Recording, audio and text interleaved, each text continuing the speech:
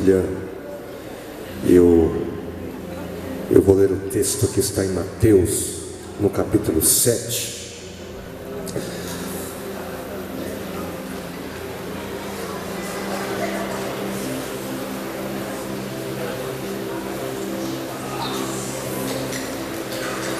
Mateus capítulo 7, buscando cooperar com os propósitos desses dias. Vamos ler ali a partir do versículo 13.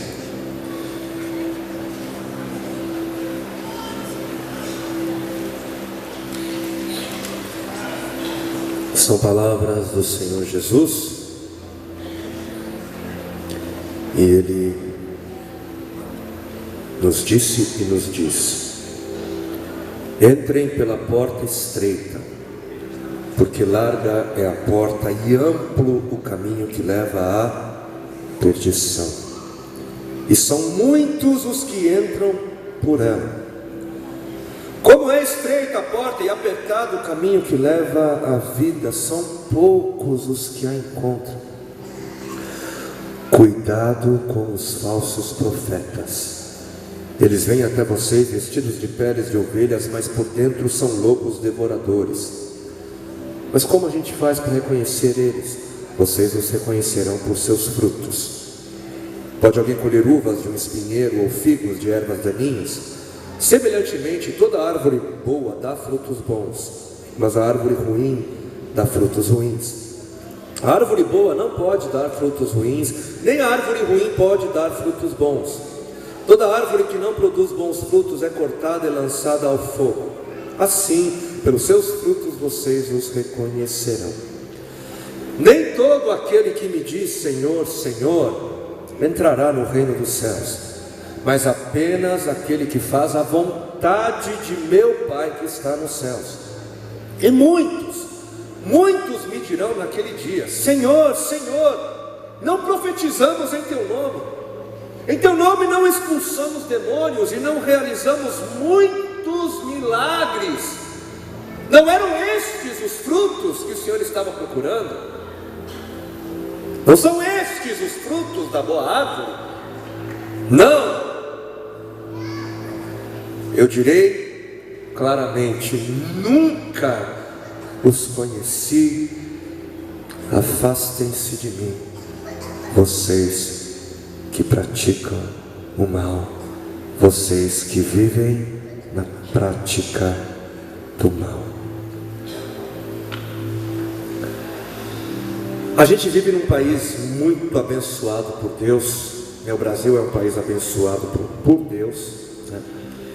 E é abençoado não por conta da beleza, né, da sua terra, ou por conta da abundância dos seus recursos naturais.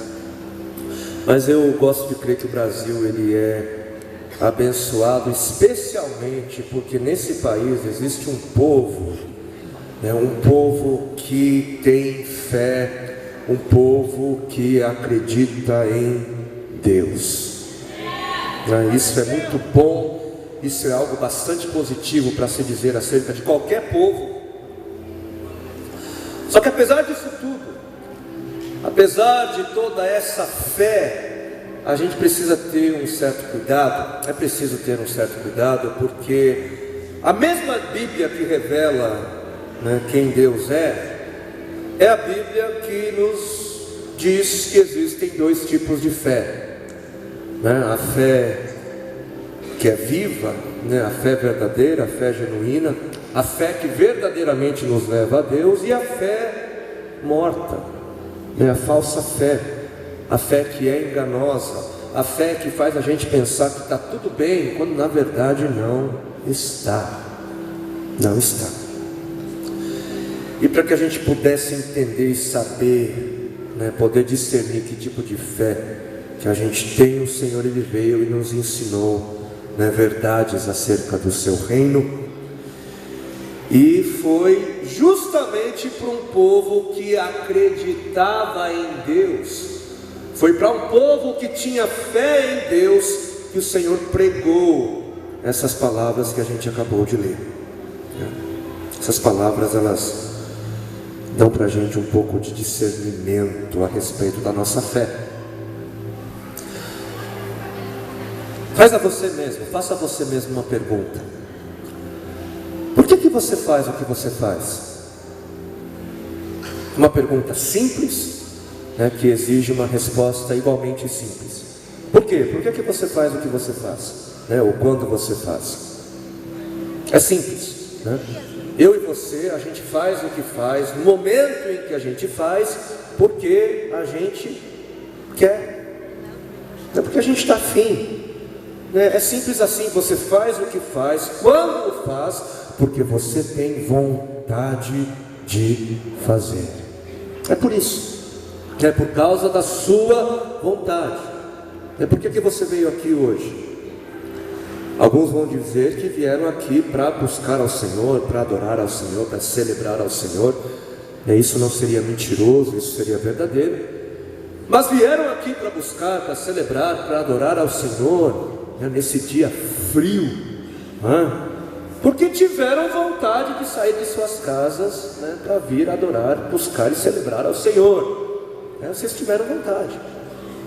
E mesmo que você a princípio não tenha tido vontade de vir, poxa, estava frio, você estava ali preparado para fazer o Senhor sabe lá o quê, alguém veio e insistiu contigo: vamos lá, vai ser bacana.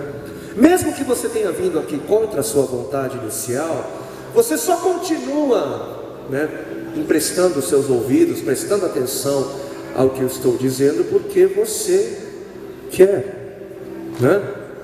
Não tem ninguém algemado aqui, porque você quer. Responde: por que você vai fazer a faculdade que vai fazer? Por que você não vai fazer faculdade? Por que você comprou aquele presente, não aquele outro para sua mãe? Por que você vai se casar com João, ou vai se casar com Maria? Por que Coca-Cola e não Guaraná? Por quê? Por que você se entrega ao pecado vez após vez, sem precisar? Por que tudo isso? Tudo isso é por conta da sua vontade. Você faz o que faz, quando faz, porque você quer. É porque você quer. E falando em vontade, a vontade é um dos principais mecanismos responsáveis por nossa história. Um dos. Nós somos o que somos, a gente é o que é, a humanidade é o que é, porque os homens, eles são seres com vontades. Nações foram conquistadas, povos foram escravizados, continentes foram descobertos. A tecnologia, ela é hoje o que ela é porque a gente, nós somos seres levados, por nossas vontades. A gente vive das vontades e muitas vezes somos escravos das vontades. Escravos. Só que apesar de tudo isso, a vontade não é algo ruim. Vontade não é algo mau. Porque, aliás, ter vontade é o que faz com que a gente seja segundo a imagem e semelhança de Deus. Nós somos o que somos porque nós fomos criados segundo a imagem e semelhança de Deus. E se fomos criados à semelhança de Deus, o que é que Ele tem que nós temos também? Deus é alguém que tem vontade. Aliás, Deus é o Senhor da vontade. Por isso a vontade é um presente, é uma virtude. A nossa vontade, ela foi desvirtuada por causa do pecado, mas a capacidade, de ter vontade é algo bom, é um presente. E um dos temas principais, um dos temas centrais na palavra de Deus é justamente a sua vontade. A vontade de Deus é algo central na revelação de Deus.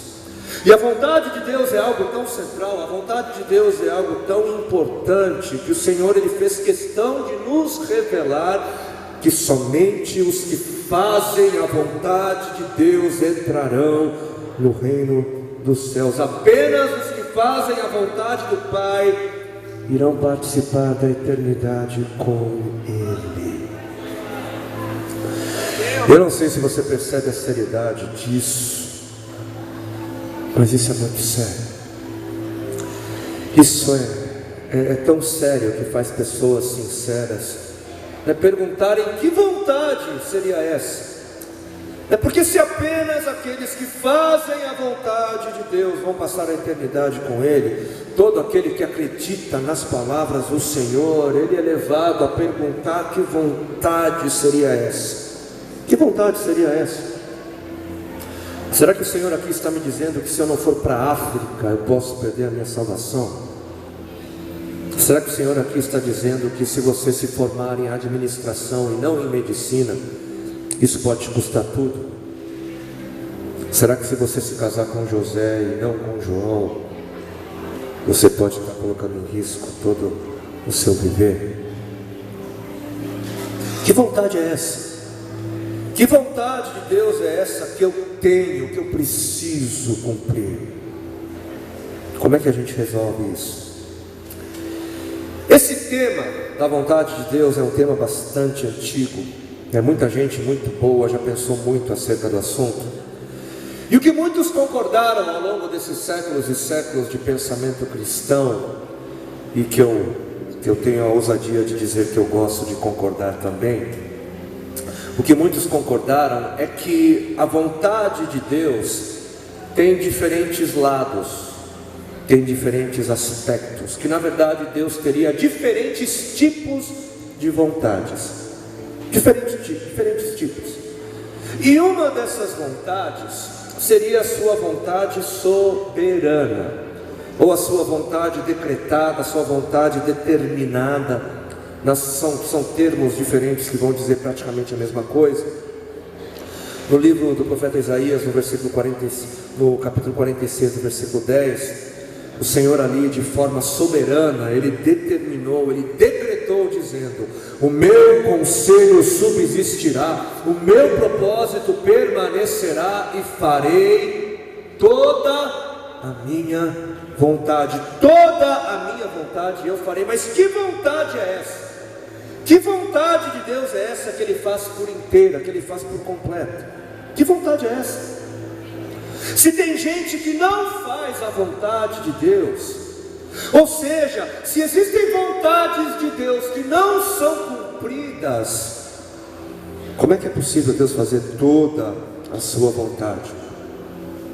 E uma das maneiras de a gente resolver isso é dizendo que essa vontade aqui em Isaías 46:10 é a sua vontade soberana. E essa vontade é a vontade de Deus que depende de nada e de ninguém. Essa vontade é a vontade de Deus que, por exemplo, fez com que Ele criasse tudo o que há, todo o universo, toda a vida. Deus criou os céus e a terra por quê? Porque Ele quis. Deus criou e sustenta o universo por quê? Porque Ele tem uma vontade soberana. Ele não pediu licença para ninguém, Ele não pediu permissão para poder criar as coisas. Por sua vontade soberana, Deus fez a vida acontecer. Deus fez, Ele fez. Por que você existe? Porque você existe porque Ele quis, foi por causa da sua vontade. Foi Ele quem te formou no útero da sua mãe. Foi Ele quem te conheceu antes da fundação dos tempos, antes da fundação do mundo. Antes de você vir a existir, Deus já havia visto você e determinado o seu amor por sua vida. Você não é um acidente, você não é fruto do acaso, você não existe simplesmente porque um homem e uma mulher tiveram relações. Não! A vida é um milagre intencional da glória de Deus. A vida é um milagre intencional. Mesmo que ninguém tenha intencionado você, Deus teve todas as intenções. Ninguém pega Deus de surpresa. Você só existe porque o Senhor decretou o seu amor por você antes da fundação do mundo. Agora, existe um outro lado da vontade de Deus, que também depende da sua vontade soberana, porque se esse lado existe é porque Ele quis, tudo é porque Ele assim deseja. E esse outro lado da vontade de Deus é a sua vontade revelada, ou a sua vontade descrita na sua palavra, sua vontade moral, a sua vontade em mandamentos, a sua vontade ordenada. E essa vontade é a vontade que, para ser realizada, ela envolve a minha e a sua vontade, ela envolve a vontade do outro. E quando Jesus, o Senhor, Ele nos disse que apenas aqueles que fazem a vontade do Pai herdarão o reino dos céus, Ele estava falando de qual vontade?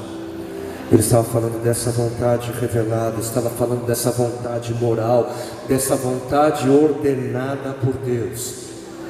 E essa vontade ordenada, essa vontade moral, é a vontade de Deus que é desrespeitada todos os dias, é ignorada em todos os lugares, é desobedecida em todos os momentos.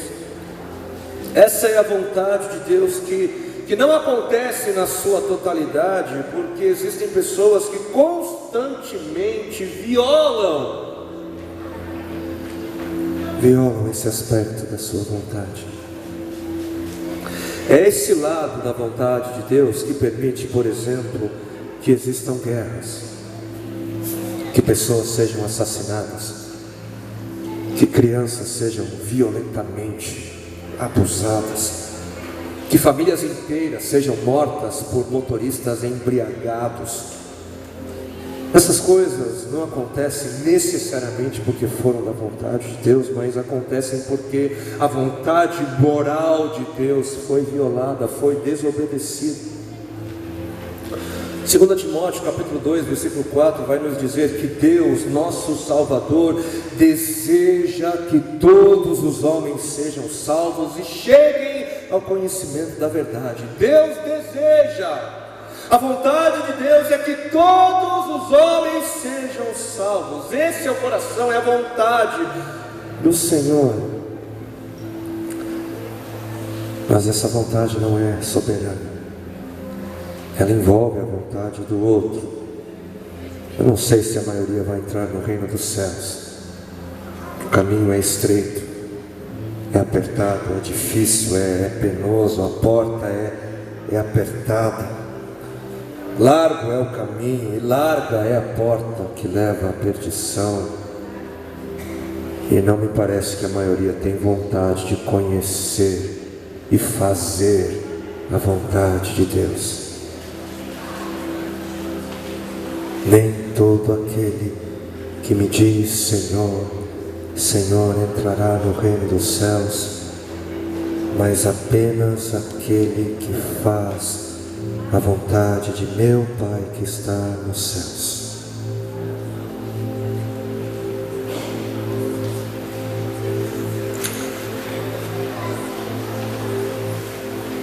Agora, é preciso a gente tomar um certo cuidado, porque se a gente não prestar atenção no que realmente está sendo dito pelo Senhor, fica muito fácil fazer do cristianismo uma religião fundamentada no legalismo. Se a gente não captar o Espírito de Cristo, fica fácil transformar o cristianismo em uma religião com muitas regras, né, e leis a serem obedecidas. Porque dentro do ambiente da nova aliança, dentro do contexto, né, do Novo Testamento, não é a obediência à lei que salva, mas é a fé, né? Somos salvos não pelas obras, mas pela fé. Por isso, quando o Senhor Ele nos diz que apenas os que fazem a vontade do Pai herdarão a vida, Ele não está falando de umas centenas de regras que nós devemos seguir, mas ele está falando de uma obediência, de uma submissão que é fruto da fé. Ele está falando de uma nova essência dada a todo aquele que nasceu em Deus. Porque quem nasce de novo, nasce com uma capacidade de fazer a vontade de Deus. Todo aquele que é nascido de Deus é capaz de corresponder, é capaz de obedecer, é capaz de fazer a vontade do Pai. Isso é ser uma nova criatura. E a vontade do Pai é que todos os homens sejam salvos e cheguem ao conhecimento da verdade. Essa é a vontade do Senhor.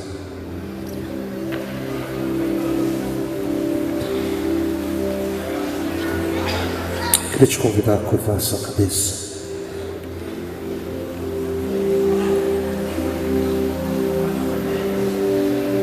A fechar os seus olhos.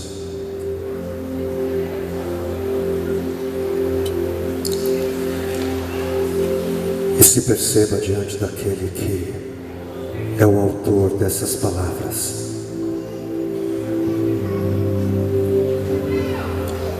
Toda vez que ele fala, ele espera uma resposta do homem. Se ele falou ao seu coração, ele espera uma resposta vinda do seu ser. Responda com toda a sinceridade. Qual é a sua vontade? Você tem vontade de quê? O que é que faz você acordar todas as manhãs? O que você deseja? Qual é o anelo, o desejo mais profundo do seu coração? Se você analisou a sua vida, examinou o seu coração e percebeu que a sua resposta é: o meu desejo é conhecer a vontade do Pai e fazer a sua vontade, corresponder à sua vontade. Se essa é a sua resposta, então você é a boa árvore. Se esse é o seu querer, então você é a boa árvore, que no devido tempo haverá de frutificar, vai dar frutos eternos para a glória de Deus. Agora, se você analisou o seu coração, se você percebeu que você na verdade tem outras vontades, escute aquilo que o Senhor tem a dizer. Escolha o caminho apertado, escolha a porta apertada, escolha o caminho que a maioria não quer trilhar, entre pela porta que a maioria não quer entrar. Escolha a vida, se arrependa. Se arrependa de viver para o seu querer. Se arrependa de viver apenas para você mesmo, para você mesmo. E viva para fazer a vontade do Senhor. Se você diz sim, se você diz sim ao seu querer, se você diz sim à voz do Senhor, levante-se do seu lugar. Se você se arrepende dos seus maus caminhos, se você se arrepende de viver para a sua vontade, então levante-se, corresponda a Ele. Se você quer dizer: eis-me aqui, eu quero conhecer o teu querer, eu quero viver para conhecer o teu querer, eu quero que a minha vida seja uma resposta à tua vontade, à tua palavra revelada. Porque para onde iremos, só tu tens palavras de vida.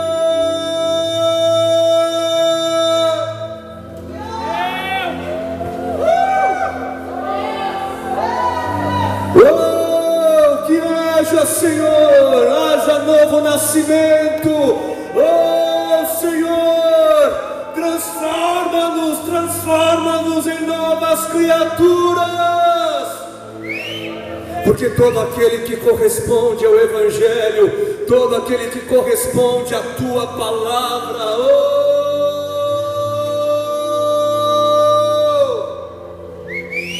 recebe uma nova natureza, recebe o Teu Espírito Santo, recebe o Senhor, recebe o presente da vida, se torna um novo ser e é capacitado.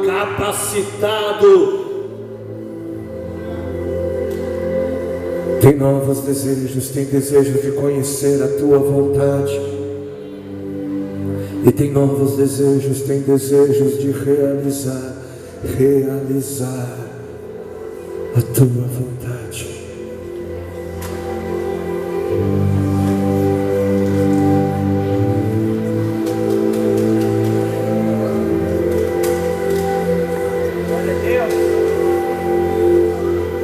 Somente a árvore boa é capaz de se arrepender quando ela percebe que está fora dos caminhos do Senhor. Arrependimento é um bom fruto. É o fruto da boa árvore. É o fruto da boa árvore. É o fruto da boa árvore. Ela percebe o erro e volta. Ela volta porque ouve a voz do bom pastor, ouve a voz do bom Pai.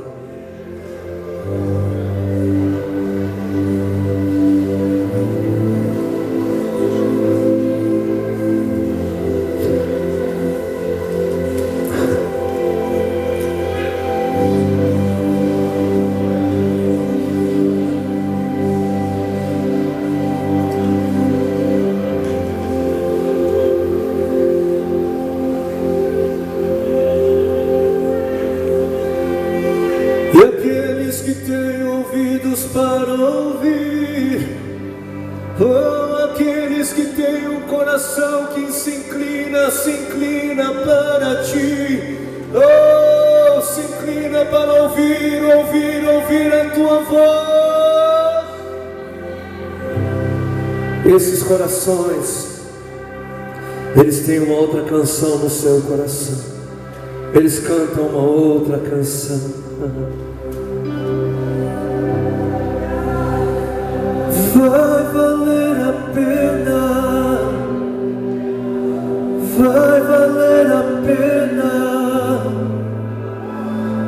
vai valer a pena mesmo. Sabemos que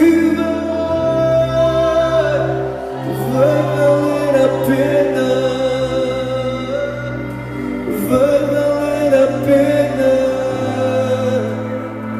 vai valer a pena mesmo. Eu compreendo os Teus caminhos, mas Te darei a minha canção, doces palavras te darei, te damos, Senhor, me sustentas em minha dor, e isso me leva mais perto de Ti, mais perto dos Teus caminhos, e ao redor, e ao redor de cada esquina, em cima de cada montanha, eu não procuro por coroas ou pelas águas das fontes, desesperado eu Te busco, frenético acredito que a visão da Tua face é tudo que eu preciso, e Te dizemos, Senhor,